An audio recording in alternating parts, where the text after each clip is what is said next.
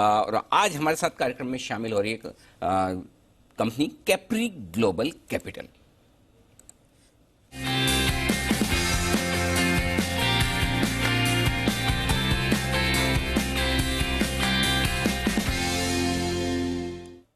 Capri global capital MSME को loans देने का और हाउसिंग फाइनेंस का काम करने वाली दिग्गज एनबीएफसी है। दो बड़े वर्टिकल्स हैं इस कंपनी के। एक तरफ छोटे और मझोले उद्योगों को लोन देने का काम और दूसरा housing finance. Affordable housing segment में ज़्यादा कारोबार है जो कि इस वक्त बड़ा ग्रोइंग सेक्टर है। कंस्ट्रक्शन, फाइनेंस और इनडायरेक्ट लेंडिंग, ये तीन और बड़े कारोबार है इस कंपनी के। 8 राज्यों में 90 ऑफिस हैं, 1900 से ज्यादा कर्मचारी काम करते हैं कैप्री ग्लोबल। आइए स्वागत करते हैं कंपनी के एमडी राजेश शर्मा साहब हमारे साथ कार्यक्रम में शामिल हो रहे हैं, जो कि पेशे से चार्टर्ड अकाउंटेंट हैं, फर्स्ट जनरेशन एंटरप्रेन्योर हैं। 1997 में उन्होंने को फाउंडर के तौर पर कैप्री ग्लोबल की शुरुआत की और कैपिटल मार्केट्स, फाइनेंशियल एडवाइजरी और फाइनेंसिंग के इस कारोबार में 25 सालों से ज्यादा का गहरा अनुभव है राजेश शर्मा साहब का।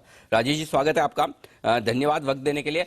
आज आपको एक खास वजह से बुलाया गया है। यूनियन बैंक के साथ आपने एक करार किया है, एमएसएमई को लोन्स देने के लिए उनके साथ एग्रीमेंट किया है। बताएं सर, पहले किस तरह का करार आपका हुआ है यूनियन बैंक के साथ, और इसमें यूनियन बैंक और कैप्री दोनों मिलकर क्या काम करेंगे?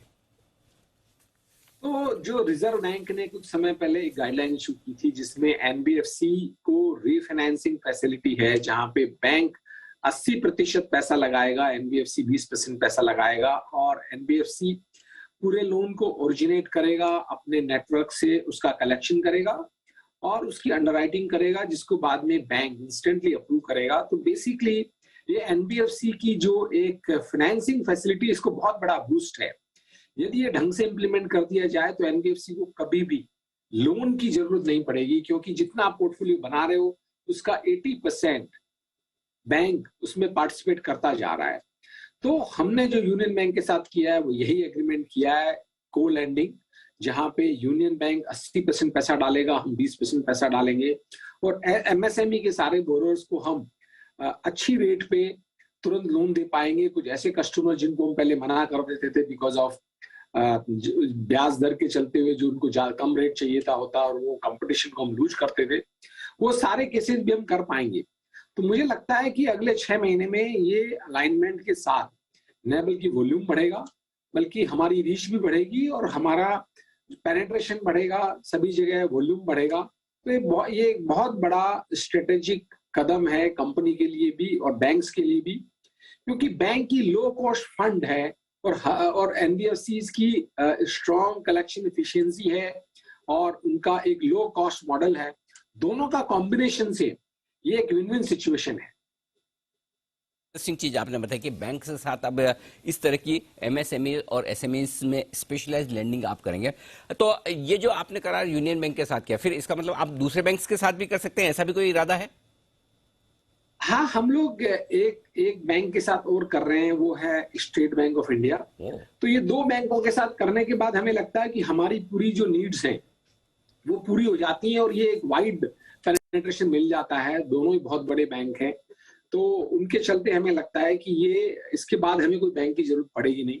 हम होम लोन में हो सकता है किसी के साथ में टाई अप करें, ये दोनों एमएसएमई के लिए हैं, तो एमएसएमई के लिए हमें किसी की जरूरत नहीं पड़ेगी। और ये अपने आप में एक बहुत ही महत्वपूर्ण कदम है, जहां पे हमें लो कॉस्ट फंड का एक्सेस होगा और बहुत बड़े बैंक के साथ ही पार्टनरशिप है। एसएमईज और एमएसएमईज के बारे में आपने बताया, लेकिन आपका एक और जो वर्टिकल है हाउसिंग फाइनेंस बिजनेस का, और उसमें भी अफोर्डेबल हाउसिंग पर ज्यादा जो फोकस है, राजेश जी उसके बारे में बताएं। यहाँ पर किस तरह की डिमांड है जो हम आमतौर पर सुन रहे हैं रियल एस्टेट कंपनियों से कि बड़ी जबरदस्त डिमांड आ रही है रियल एस्टेट की, तो वाकई में क्या हाउसिंग फाइनेंस कंपनियों के लिए भी लोन्स की डिमांड उतनी ही बढ़ रही है? और स्पेशली ये जो छोटा सेगमेंट है, छोटे लोन वाला सेगमेंट, उसमें कैसी डिमांड है? तो यहाँ पे डिमांड बहुत है। सरप्राइजिंगली पिछले 6 महीने में होम लोन में बहुत जबरदस्त डिमांड आई है।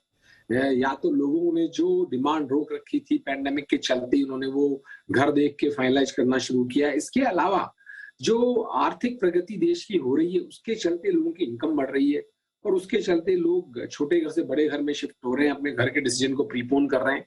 तो हमने देखा है कि जो रेडी इन्वेंट्री है उसमें होम लोन की बहुत जबरदस्त डिमांड है और हम लोगों ने भी all time high home loan में डिसबर्समेंट किया है। हम लोग जो होम लोन डिसबर्स कर रहे हैं वो हमारा कस्टमर सेगमेंट है नो इनकम प्रूफ कस्टमर, जिनको बैंक कैटर नहीं कर पाता है, और वहां पे एक बहुत बड़ा गैप है लोअर हाउसिंग फाइनेंस में, लोअर हाउसिंग कैटेगरी में, जहाँ पे कॉस्ट ऑफ घर की जो है करीबन 40 लाख के नीचे होती है। तो यहाँ पे बहुत डिमांड है और उसके चलते हमें लगता है कि सारी हाउसिंग फाइनेंस कंपनियों की ग्रोथ बहुत अच्छी आने वाली है।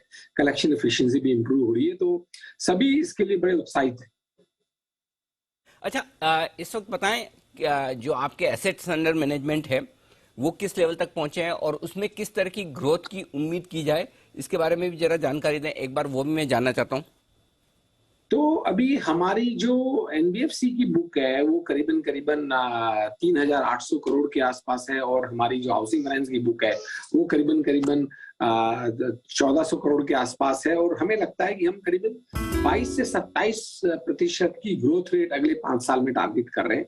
उसी के चलते हमने करीबन 400-500 लोग बढ़ाए हैं, और हम टेक्नोलॉजी पे काफी फोकस कर रहे हैं, अपनी इंटरनल प्रोसेसेस को रिफाइन कर रहे हैं। तो उसके चलते हमें लगता है कि ये ग्रोथ आराम से पॉसिबल होगी। ये है आपके लिए स्ट्रॉन्ग डिमांड और ग्रोथ आउटलुक कैप्री ग्लोबल की तरफ से।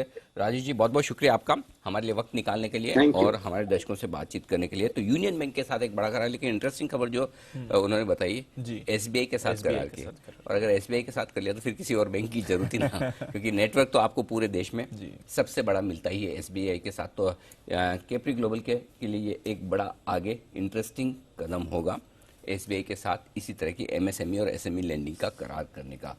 तो ये है आपके लिए न्यूज़ पर व्यूज़। एक और न्यूज़ पर व्यूज़ थोड़ी देर में हमारे साथ जुड़ेंगे ग्लेनमार्क लाइफ साइंसेज के मैनेजमेंट